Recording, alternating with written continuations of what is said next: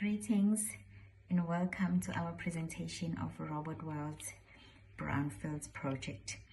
This is a project that was developed by a group of 4 students. So what is BrownFields? BrownFields, it's basically programming on an existing code base to add a new feature or a new functionality, or to remove some information or remove some files.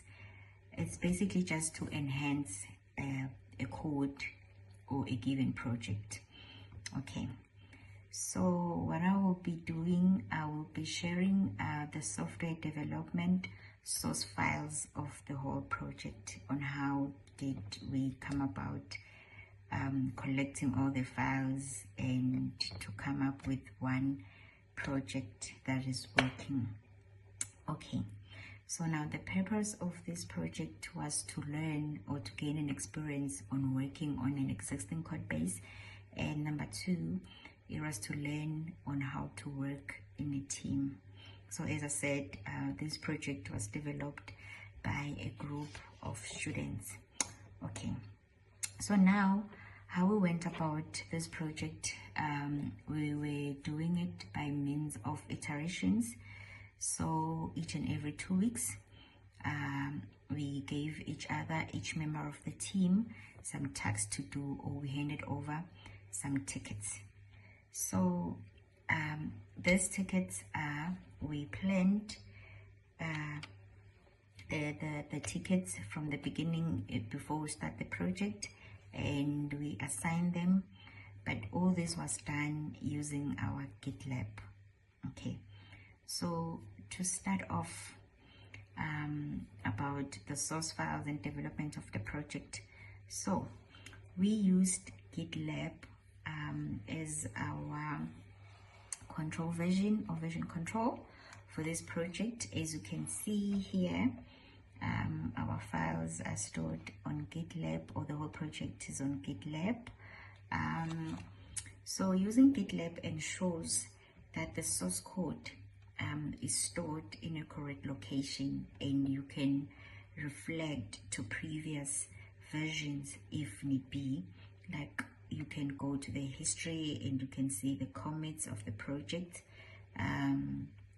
or the previous files that were committed together with the messages or the commit message, so you can't be lost on whatever that you will be looking, or on information, or maybe an updated file. Okay, and also using GitLab makes it easier to track some changes, or even to check or review some changes or mistakes or any updates that took place in the code. So GitLab is basically a tool that primarily enables 1 or 2 or more than 2 people to work on the same project. So as I said, this project was developed by a group of students. So using GitLab was a good idea, because all of the students who were involved in this project were able to navigate or to store the files, or to commit or to push their work.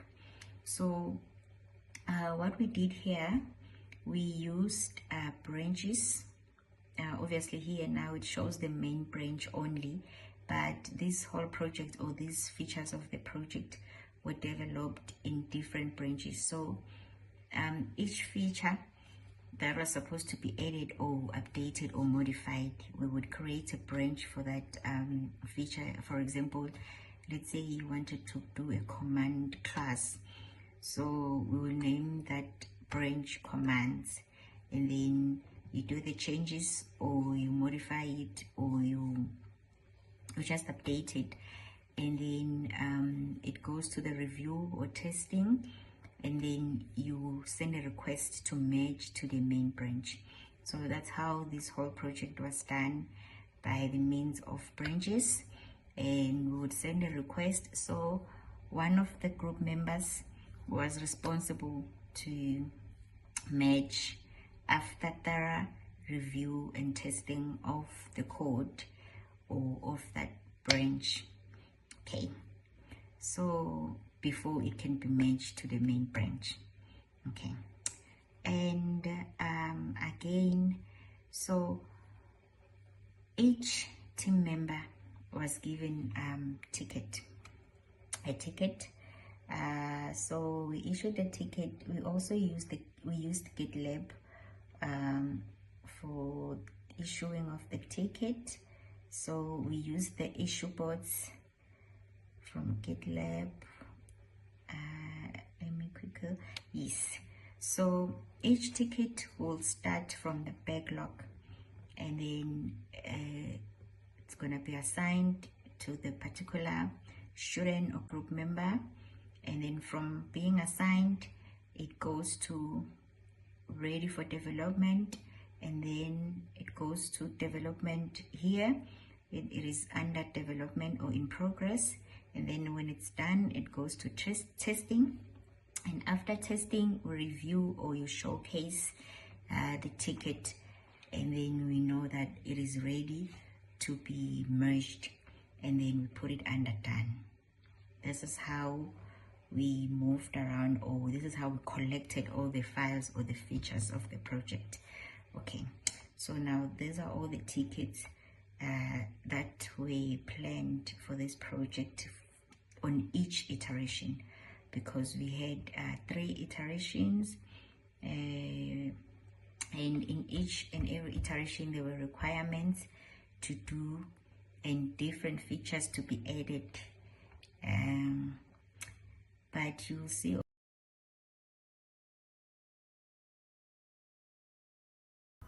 So now to get started with our project, it's quite simple. You have to just follow these steps.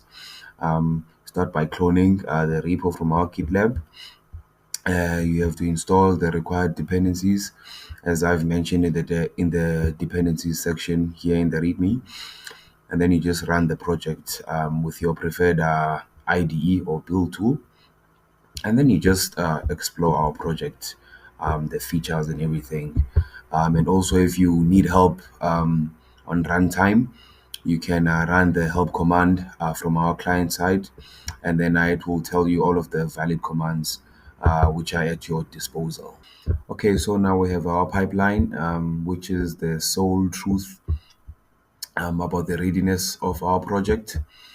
So whenever someone pushes to main, it will run all of these stages, either the compile stage, packaging stage, the unit test stage, to ensure that the project still has its basic functionalities. And then we have the acceptance test stage, which are basically our stories. And then we have the package stage again, and then we deploy, which is that Docker part, pushing our image to the container registry. So this is our pipeline editor on how it's actually structured. So our pipeline is in communication with our build script. So we just invoke our build script here and run the tests which are in the build script. Doing this ensures that our project is always in a good state. Okay, so now we can go to our build script. So our build script contains all of the tests. It contains our unit tests, and it also contains our acceptance tests. So you just have to drop the path for a specific test which you want to test, and then when you're invoking the make file, for example, using make run, it will then run those tests. But now our tests are different, since we have acceptance tests, and acceptance tests, you have to run them against the server. So we start by starting our server.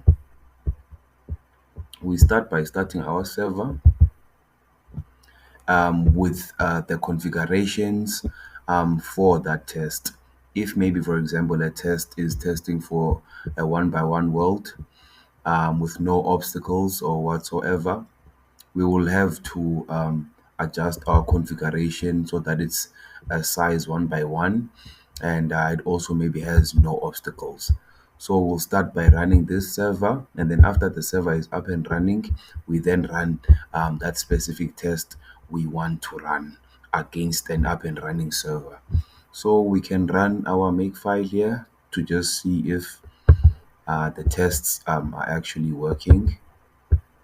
So it's quite simple. You have to just say make run, which will invoke the tests in our makefile.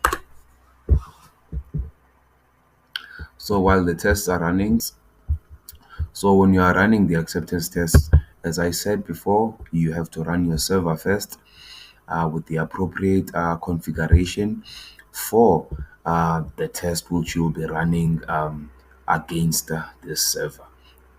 So as you can see here, we start the server with these configurations. It's a size 1 by 1, the visibility is like 10, and the height is 10. So it's empty. It's an empty maze. There's nothing. There are no obstacles, and then we are also not running the API here, which is indicated by this no. And then after running the server, it will then run the test against that server. As you can see, it ran the forward acceptance test against the server configuration. So it will do this for all of the acceptance tests, runs the server first with that specific configuration, and then run the acceptance test after. So now I think we can move on to the just the overview architecture of our project. So we opted for the layered architecture. It was the first time we were using this type of architecture because we've been exposed to your client server architecture and the monolithic architecture, and then right now we're working with the layered architecture, which was quite perfect for this project. So the layered architecture would then have our web API in its own layer, and then it would have all of our domain code in its own layer, and then it would also have the database layer. Let's talk about the API layer for now. So we have our API layer here. All of the API related logic, we find it here. So by following this architecture, we are also separating concerns, minimizing bugs and everything, making it quite easier for us to track errors throughout our code. So this is just basically we're running our web API, and then we also have the routes here. So this entire layer contains all of our API related logic. And then we can move on to the database layer.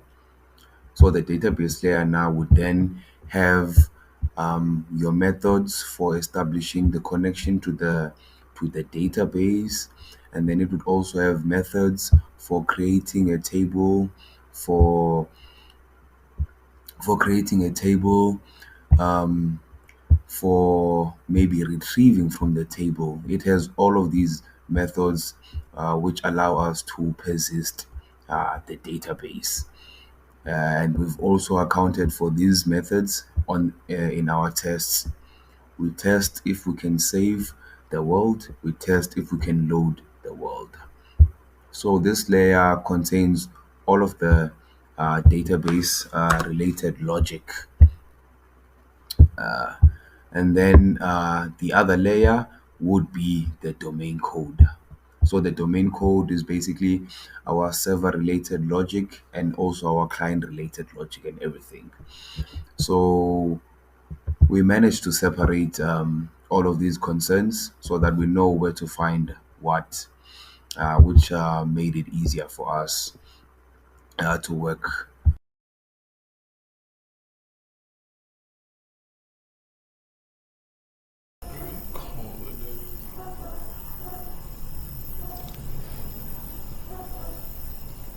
Hello, my name is Andy Lemhlongo, and I'll be taking you through testing phase of the project.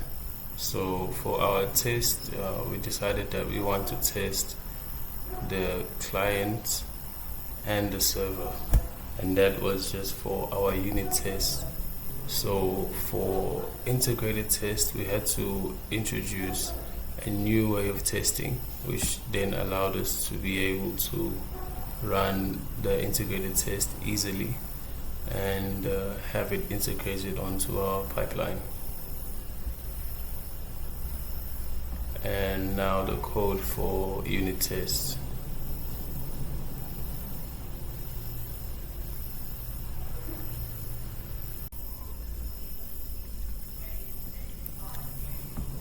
Okay, now to go through the tests themselves. So we have 4 packages, and each package has tests that are specific to its use case. So the tests package contains all the classes that are either abstract or classes that other classes inherit from. So these are what you might call parent classes, which are the classes that is used almost throughout the code base, and we decide to test those ones individually. And then on the second package, you find your commands, which is basically every single command that has been implemented on our code base. It's tested here. And then you also find your API test, and also you'll find your acceptance test, which is basically what we needed to do throughout the iteration. So most of the tests that we have are integrated tests or acceptance tests, which allow us to basically run a separate server and then be able to run those tests using that server.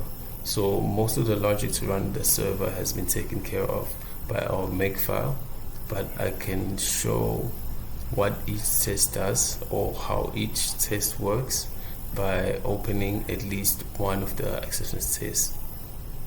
So for acceptance test, we have a server that is running on the local host, and it's also running on port 5000. And we create 2 clients, since we are basically testing whether these 2 clients can be able to launch 2 different separate robots. And then we initialize those clients by inputting the function into the before each onto the before each annotation, and then throughout the test we are basically initializing those clients. So we have clients by the name of HAL and another clients by the name of R2D2. We launch them into the robots, and then we basically, here we want to check when that robot has been launched into the world. We want to see if we can launch the second one. So here we're just asserting that the results of the launch must be successful, and then here we are asserting that launching another robot is also a success. And we can also look at our unit tests, and one of them could be our command test. So we can look at the forward command, and opening that command leads us to the test itself, whereby we use the configuration file called test.properties, which holds all of the conditions or preconditions that allow us to make the test repeatable.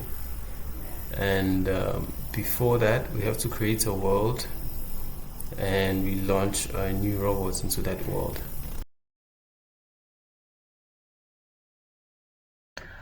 Okay, I'll take you through our database management system. Okay, database management system is like a special box that store a special box that stores and organizes a lot of information called data. It's like having a big shelf where you can neatly store put all your books in different sections. Okay, what are the advantages of using DBM? Helps keep data organized. Instead of scattering information all over, you can store it in tables that are easily found, you can find and use. It also makes it easy to find and get information quickly, which that point is the normal called it's called efficient access. Also, it helps keep data safe. You can control who views it, or who can change information. Which point that point is data security.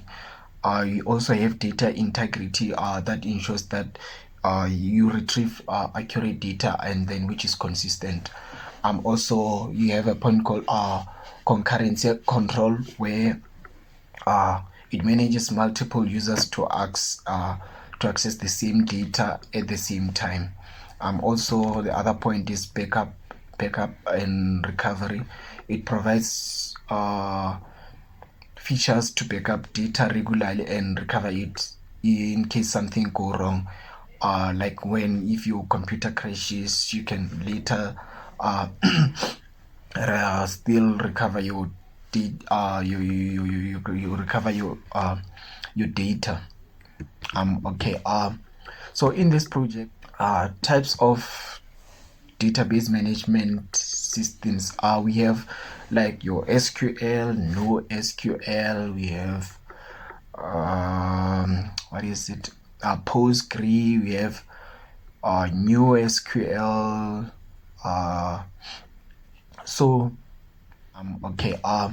So in this project, we as a team decided to use the SQLite database management system.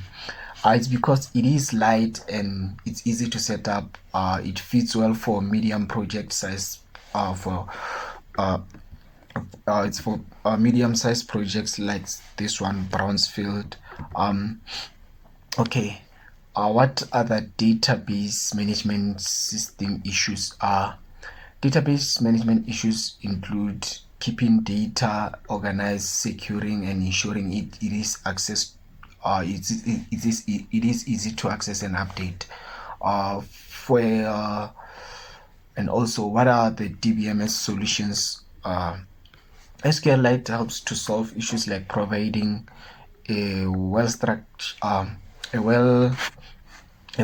providing a way to structure or to store data. It stores data in different tables so that they can be easily accessed. Features of commercial DBMS. Common features, they include like SQL support for querying and managing data, transaction for ensuring data integrity, and indexes for data retrieval fit well in our project. The project requires like fast, reliable access to how you're gonna store like your world. For an example, in this project we are storing world, and then we can simply fetch data inside and then retrieve it. You can delete it, you can update it anytime. So in database we have we have more than one table, and then we can connect the table. Like you can have your a many to many, a one to many, a one to one table. You can connect them like using your primary keys, and then the primary key can be a foreign key in another table for reference purposes.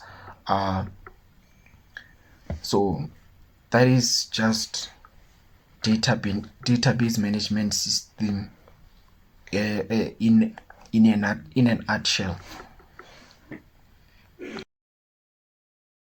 Okay, so now we can just take a look at our database and how it's actually structured. So as you can see, we have our world table here, which would then consist of the configuration which we want to save for our world into the database. So for the scope of our project right now, we're just saving the world's width, and then so that you can be able to retrieve your world again with its configuration from the database.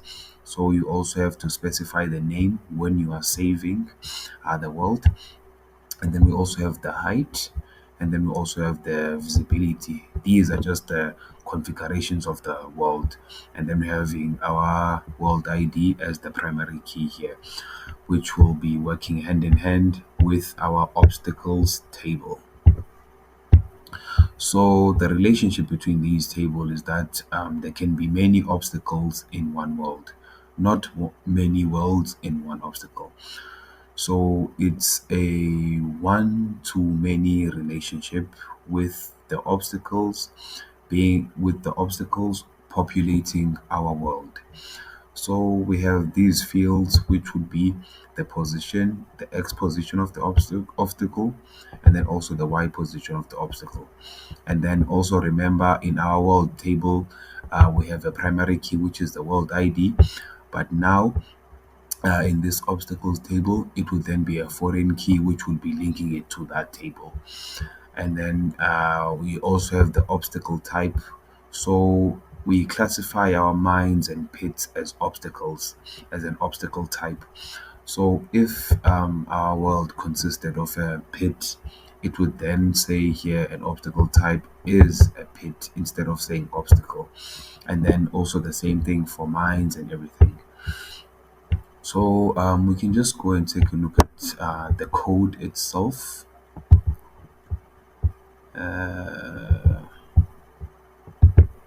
Okay, so here's our code. So this is basically the database layer, whereby we are establishing our connection to our database. So this is where we establish the connection to our database, so that we can persist our database. So here, as you can see here, this is where we are saving the world. So we first create the table if it does not exist, but if it exists, we then just populate. So we have our world ID, the width, world name, height, and visibility. And then we let the user know that the table is created successfully. And then we insert, what are we inserting now into our table? We're inserting these current configurations for our world, which is the width, height, and then the name of the world and the visibility. And then now here, this method just saves the obstacles also, because we also have like an obstacles table. So it will save all of the obstacles which are currently in your current world, and it will just save all of these configurations now onto our world. So that's basically it for those for our two main tables, which is the obstacles table and the world table, which are quite related, and also answers why we picked a relational database management system for the scope of this project. So there's a lot of complexities in getting the properties, or you would say the configurations of the current world. There are a lot of complexities, but we managed to overcome that. And then we are using like a config file, which is the properties, which is this one. So on runtime, this config file will then just be updated with the appropriate values, or the values for the current world. And then now we just take directly from this config properties, so that we can be able to save the world's current properties onto our world table. As you can see, the width, height, visibility uh, from our config properties, which is that file I showed you. So that's basically it From this side, as you can see, we also have our SQL statements for retrieving a world by name here. So this is basically just us retrieving a world by name by selecting all from the world table where the world name is equals to the name. So we just pass in this variable here, uh, and then so that when the user on the other side just says load the world name, it will then load those properties. As you can see, it will update the height and the width, all of those properties in real time. And then also for inserting, as you can see, we're using again some SQL statements for inserting when you are saving, when you are saving your world, it would then insert the world width, height, and then also the world name. Because when we are saving the world name in our program, you have to specify, when you are saving the world in our program, you have to specify it by name so that you can be able to retrieve it from the database. This is made all possible by our SQL statements.